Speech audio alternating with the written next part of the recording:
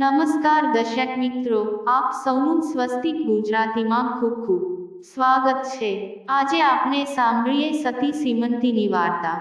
અખંડ સોમવારનું વ્રત કરતી સ્ત્રીઓએ નદીએ નાહીને મહાદેવજીની પૂજા કરવી તથા ઘેર આવી દીવો કરી અને કથા વાંચવાની કે સાંભળવાની, ત્યારબાદ જમવું।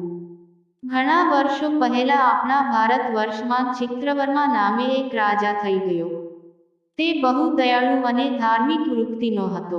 તે દીનદુખીને અન્નદાન કે વસ્ત્રદાન આપતો, ગૌ બ્રાહ્મણની સેવા કરતો તથા પ્રજાને પોતાના બાળકની માફક સાચવતો।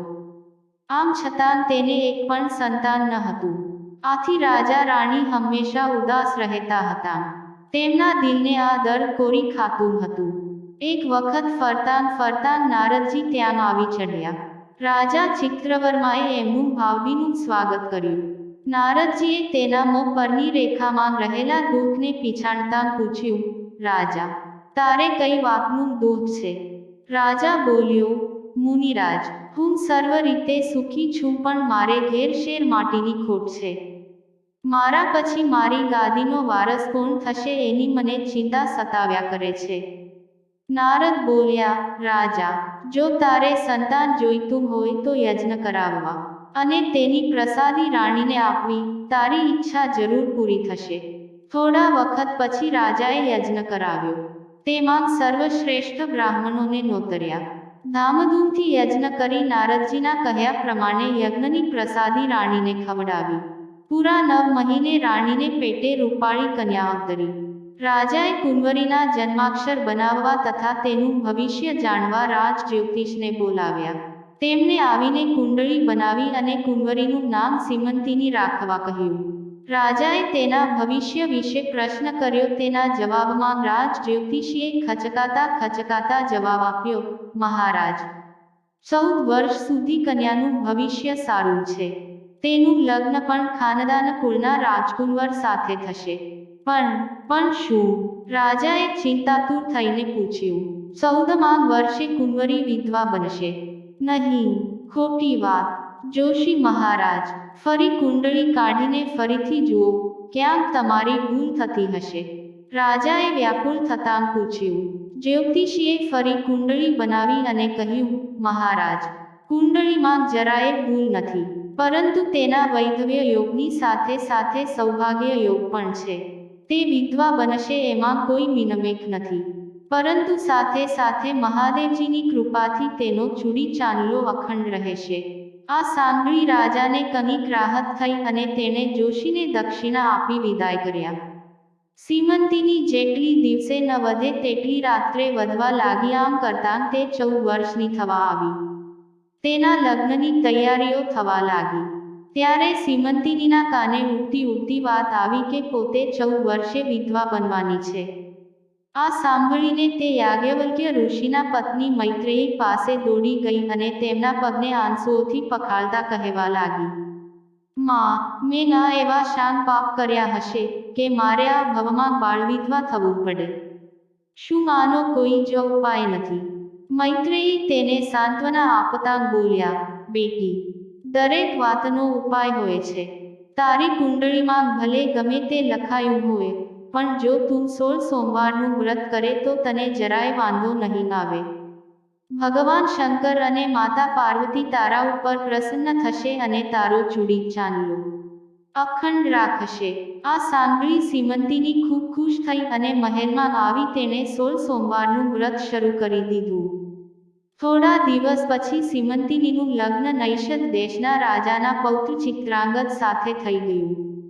રાજા ચિત્રવર્માએ તથા રાણીએ તેને ખૂબ પહેરામણી આપી અને ભારે હૈયે સાસરે વિદાય કરી। સાસરે ગયા પછી પણ સીમંતીનીએ સોમવારનું વ્રત ચાલુ રાખ્યું। પોતાના સૌભાગ્ય માટે તે રોજ શંકર પાર્વતીને પ્રાર્થના કરતી હતી। એક દિવસે સીમંતીની તેના પતિ ચિત્રાંગદ સાથે યમુના નદીના તીરે ફરવા ગઈ। સાથે પતિના કેટલાક મિત્રો પણ હતા। તેમના આગ્રહથી ચિત્રાંગદ હોડીમાં બેસી નૌકાવિહાર કરવા તત્પર બન્યો। સીમંતીએ તેને ઘણો સમજાવ્યો પણ તે માન્યો નહીં। આખરે સીમંતીની કિનારે બેસી રહી અને ચિત્રાંગદ હોડીમાં બેસી મિત્રો સાથે ચાલ્યો ગયો। હોડી થોડેક જ દૂર ગઈ હશે ત્યાં અચાનક વાવાઝોડું આવ્યું અને હોડી હાલક ડોલક થતી ઊંધી વળી ગઈ. તેમાં બેઠેલા સૌ નદીમાં ડૂબવા લાગ્યા. સીમંતીએ આ દૃશ્ય જોયું અને તેને હૈયામાં ફાળ પડી કે પોતાનો પતિ જરૂર નદીના પાણીમાં ડૂબી ગયો હશે. એવામાં ત્યાં 2-4 માછીમારો આવી ચઢ્યા.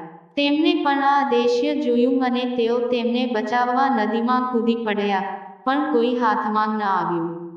આથી નિરાશ થઈ તેઓ કિનારે પાછા ફર્યા.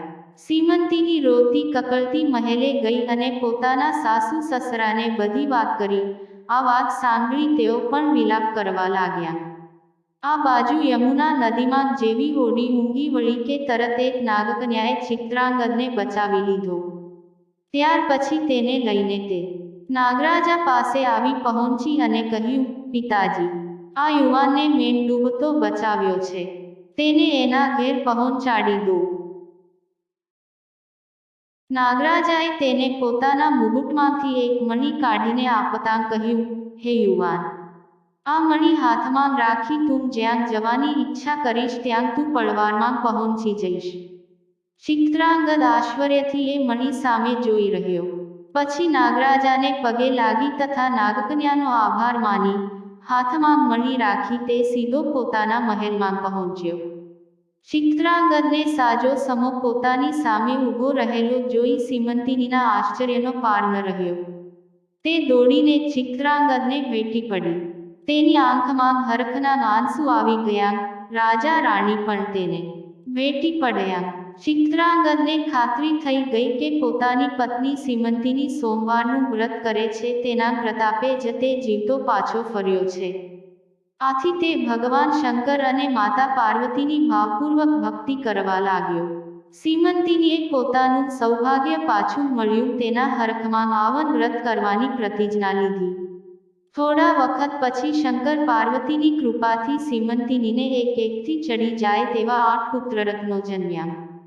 તેના પિતા ચિત્રવર્માને ત્યાં પણ પુત્રનો જન્મ થયો. આમ વ્રતના પ્રભાવથી બંને કુટુંબમાં આનંદ છવાઈ ગયો. સતી સીમંતીની આ કથા જે કોઈ સંભળાવશે તેના પર શંકર પાર્વતીની અનકૃપા ઉતરશે અને તેઓની સર્વ મનોકામના પરિપૂર્ણ થશે. દર્શક મિત્રો, જો તમને આ વિડીયો પસંદ આવ્યો હોય તો પ્લીઝ લાઈક, કમેન્ટ, શેર અને સબસ્ક્રાઇબ અવશ્ય કરજો. આભાર. આવજો.